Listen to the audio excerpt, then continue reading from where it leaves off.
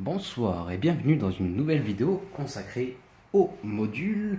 Et pour nous accompagner ce soir, et au vu de la moyenne d'âge de l'Alliance, je vous propose d'écouter un petit Sinatra. Oui Gérald, je sais que ça te rappellera ton adolescence. C'est parti, soyons fous. Totalement fous. Mais qu'est-ce qu'un module? Question de base, un module vous permettra d'améliorer un personnage à votre guise. Si je prends par exemple une quintessence d'équipement, je n'ai qu'à regarder ce bon vieux Wade Gentil qui est quelqu'un de très puissant, mais qui a besoin de vitesse pour exister. J'ai donc amélioré sa vitesse de 80, je lui ai rajouté un petit peu de protection parce qu'il n'est pas très fort. Je lui ai rajouté de la puissance pour lui permettre d'injecter son malus donc de défense, un peu de ténacité et surtout des chances de coup critique que je trouve très importantes pour un personnage aussi offensif que lui. Vous verrez que certains modules sont plus ou moins puissants. Aussi, je vous propose de baver devant ce module disposant de plus 24 de puissance et de plus 21 en vitesse. Waouh, 21 en vitesse, c'est possible. Mais oui, c'est possible, tout est réalisable. Comment faire pour avoir des bons modules, me dites-vous? Mais il faut commencer par le commencement, qui commence dans les batailles de modules.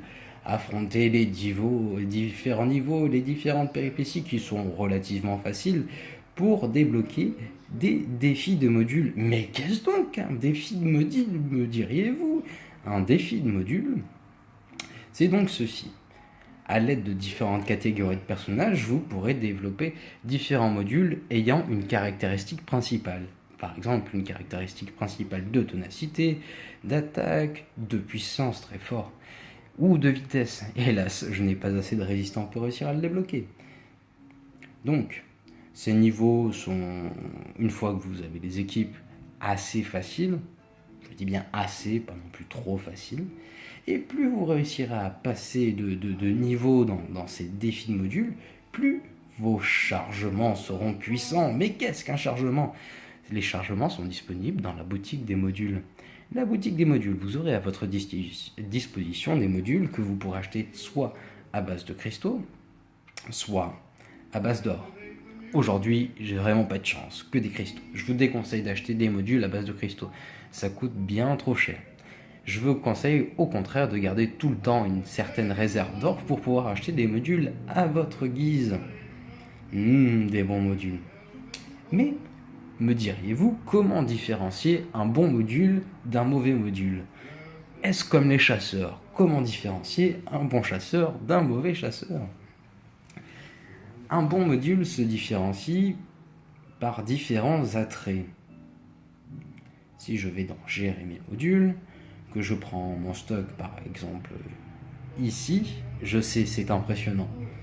Vous verrez qu'il y a différents niveaux d'étoiles. Donc, moins il y a d'étoiles, moins le module est puissant. Plus il y a d'étoiles, le maximum étant 5 étoiles, plus votre module sera puissant.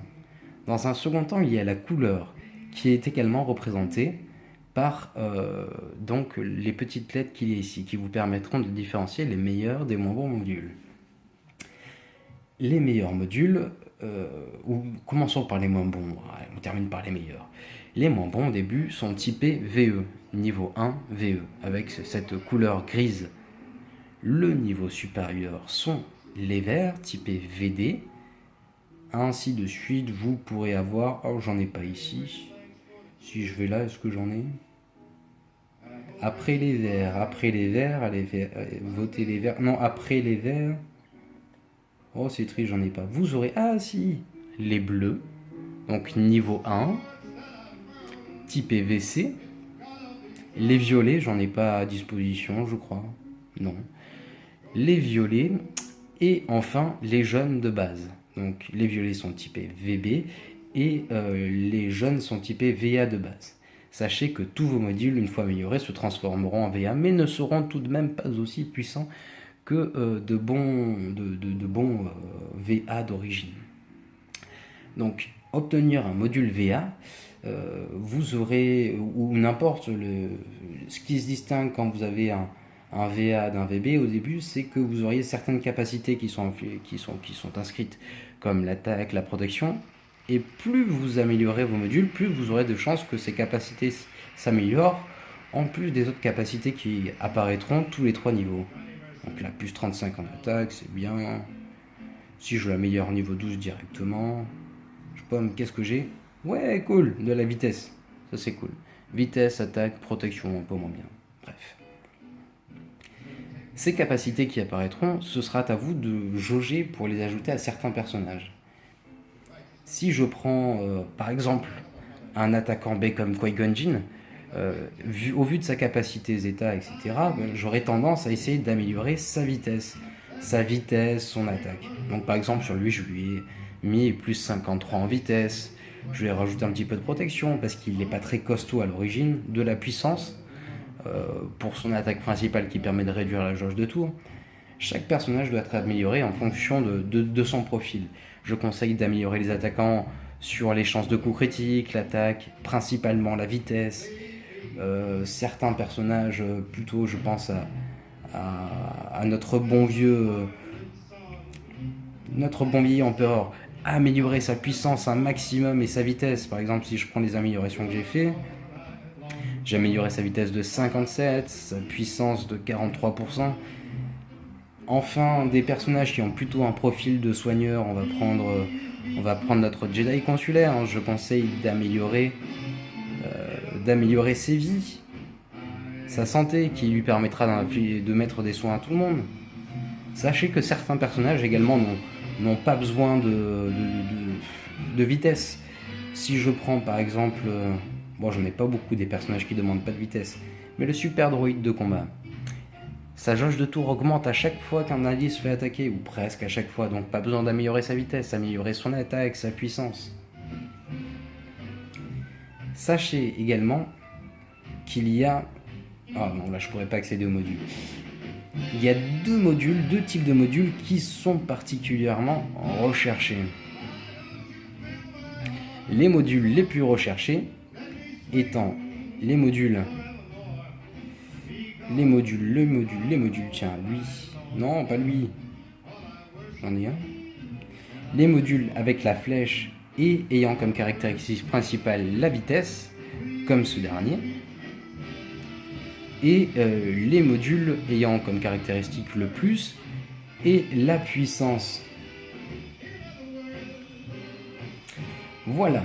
La dernière question que l'on pourrait se poser, c'est suis-je obligé de faire une synergie entre les différents types de modules utilisés? Moi, je vous le conseille, je vous le recommande. Après, sachez que si vous avez des modules tonitruants, mais que vous n'avez pas une gamme complète, n'hésitez pas à les isoler. Je prends par exemple mon Kylo Ren.